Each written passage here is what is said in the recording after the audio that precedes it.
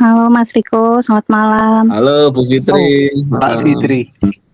Iya, saya Fitri dari Bandung nih. Salam kenal ya semuanya. Salam kenal.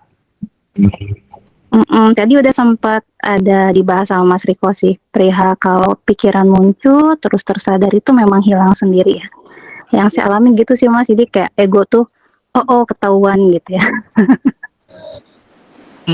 Nah, Jadi dia mau muncul nggak jadi. Jadi kayak, aduh udah ketahuan duluan gitu. Jadi sebetulnya satu sedikit cerita. 5 tahun belakangan tuh saya belajar dari mulai loa ya. Dulu Mas, dari loa, tasawuf, terus filsafat, psikologi, udah banyak lah gitu. Sempat ngalami satori ya Mas. Cuman yang saya alami tuh seperti bandul. Jadi kadang kita condong ketarik ke ego, kadang ke kesadaran gitu loh Mas. Nah, pertanyaan pertama saya, gimana caranya biar kita bisa tetap stay di kesadaran? Nah, kalian tak tanya balik. Ketika sampean sebelum tidur, itu kan sampean biasanya ada pikiran kan, oh selama 1 hari ini aku cuma sadar sebentar, gitu kan. Ada perbandingan bandul kan, oh aku lebih banyak tertarik ke ego hari ini dan sedikit kesadaran. Masalahnya, ketika sampean perbandingan itu tidak disadari, sampean akan stagnan di situ. Ketika tersadari, otomatis sampean akan lebih mengapresiasi momen-momen kesadaran, walaupun momennya cuma bentar. Misal dalam sehari 5 menit, tapi tidak sampean bandingkan, sampean apresiasi. Perbandingannya sudah disadari, otomatis sampean mengapresiasi. Nah, lewat apresiasi itu yang 5 menit, lama-lama jadi 10 menit, jadi 1 jam, 2 jam, lama-lama bisa ke bawah tidur 24 jam. Oh iya, jadi yang saya alami Mas sempat kayak ngalamin istilahnya apa ya, ledakan ego lah gitu.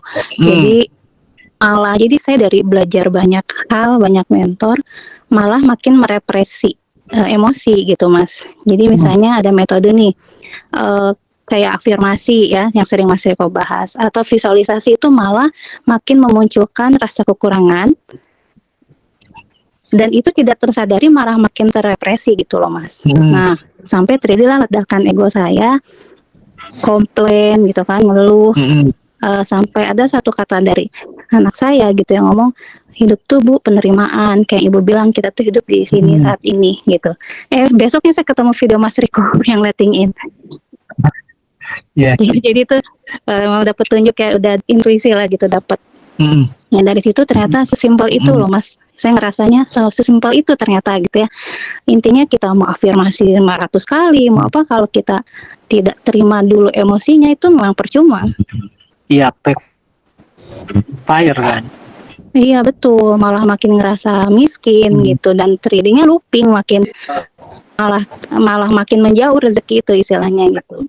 Dari situ ketika kekurangannya udah disadari, kita merasa kaya, otomatis tiba-tiba afirmasi muncul sendiri tanpa kita berusaha afirmasi, ataupun visualisasi tiba-tiba muncul sendiri tanpa kita berusaha visualisasi.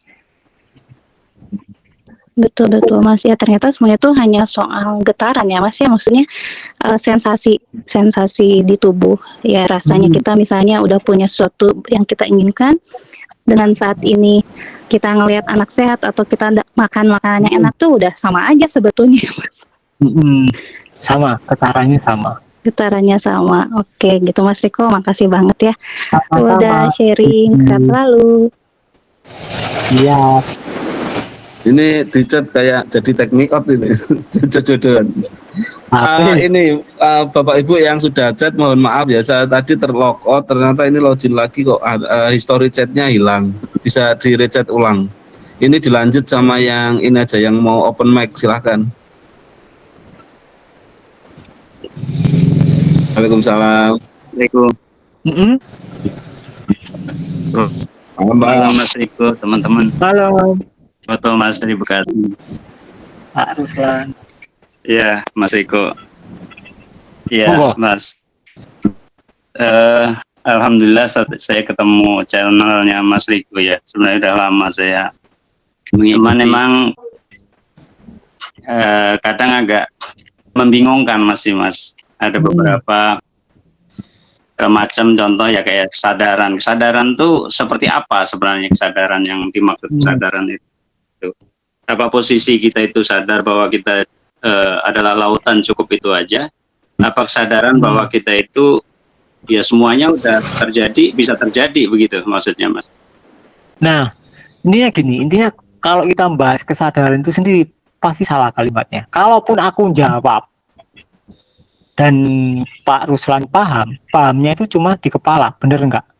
Cuma jadinya konsep, oh ternyata ini. Tapi belum tentu mengalami secara aktual. Nah, sekarang tak tanya, yang penting Pak Ruslan paham atau mengalami? Bagi Pak Ruslan, yang penting. Yang penting yang mengalami. Nah, untuk mengalami ya Pak Ruslan harus menyadari yang bingung. Udah selesai pasti. Ketika yang bingung tersadari, itu kan cuma suara kan. Kesadaran ini gimana? Itu kan cuma pertanyaan. Oh, kesadaran ini apakah yang ini. Nah, ketika pertanyaan itu disadari, itu lenyap, kita detik itu sadar. Terjadi pengalaman sadar dan tidak perlu dipahami oleh kepala karena kepala tidak mungkin paham. Dan pasti kalau berusaha salah. Kita verbalkan. Kita hanya bisa memverbalkan sesuatu yang densitasnya di bawah sadar. Jadi artinya semua yang hadir itu ya kita sadari, cukup itu aja ya Mas. Kita rasakan semuanya dalam penerimaan, semua yang hadir ya disyukurin gitu ya Mas. Cukup seperti itu ya. Jadi nggak perlu apapun yang hadir, yaitu emang kehadiran kan begitu ya berarti ya Mas. Betul. Dan yang terpenting adalah suara-suara yang muncul di kepala. Itu yang paling penting itu. Kalau tidak disadari, pasti yang lain ya tidak akan tersadari dengan benar. Ya yang muncul di kepala kita sadari Mas. Cuman itu nggak selalu emang kita itu fokus di situ gitu ya Mas ya. Maksudnya fokus di situ? Artinya kita nggak selalu menyadari pas posisi kita itu selalu muncul, karena kan kita aktivitas dalam setiap hari, kita fokus ke yang lain, artinya aktivitas yang ada gitu ya Mas. Oh ya, gak apa, intinya tetap sadar. Ketika kita sadar, otomatis suaranya tersadari tanpa kita bisa menyadari itu. Perlu artinya semua yang hadir itu adalah hadiran ketidakterbatasan itu, lautan itu ya Mas ya. Ya, semuanya adalah kesadaran, semuanya tanpa terkecuali. Ya. Nah, kan tak tanya, apakah kesadaran ada di dalam toilet? Ya ada. Iya. Ya dimanapun ada. Ya, karena segala sesuatu adalah kesadaran. Kesadaran. Karena dia meliputi alam semesta ya Mas ya. Ya. Jadi nggak ada yang terpisahkan, nggak ada satu kesatuan. Iya. Ya. Betul. Artinya saya sendiri itu sebenarnya udah apa ya? Saya ngelihat diri saya yang dulu tuh susah, di mana ya saya yang dulu gitu Mas. Jadi saya ngelihat kemarahan saya yang dulu itu udah nggak nyata juga gitu. Apapun yang terjadi saya melepaskan udah. Nah itu nggak usah dicari ya, sama kayak ceritanya Musa di Taurat kan, sutranya adalah mayat Musa itu nggak ada yang tahu dikubur karena Musa itu adalah orang lama. Sama di fiksinya sama yang lama, dikuburnya di mana nggak tahu, ya udah hilang gitu aja dan nggak perlu dicari. Jadi artinya hukum alam semesta itu akan terjadi dengan begitu saja. Jadi nanti setelah rilis nanti apapun bisa terjadi gitu ya Mas ya. Betul. Memang kita kadang ada di jeda itu ya Mas, di jeda ini kenapa ya kok. Nah itu masih kayak gitu, masih ada, suka ada. Kenapa ini kok nggak seperti dulu lagi, kadang masih ada seperti menunggu. Jadi ya itu disadari, suaranya disadari. Jadi tidak ada satupun suara yang adalah kita, semua suara dianggap sama, disadari. Iya. Memang suka teman-teman itu kalau lagi itu Mas, lagi istilahnya satori ya Mas, yang fana itu ya. Jadi itu keadaan emang apapun bisa terjadi emang itu Mas. Kondisinya waktu melihat tuh, kondisi melihat sesuatu itu tuh ya tembus, pandangan batinnya itu nampak semuanya gitu. Cuman saat itu kondisi kadang kita itu nggak bisa kita itu nggak kuasa untuk sesuatu karena yang berbuat bukan kita gitu Mas, ketidakterbatasan itu gitu. Ya emang ya kita harus ngikutin anginnya, ya biarin aja. Iya.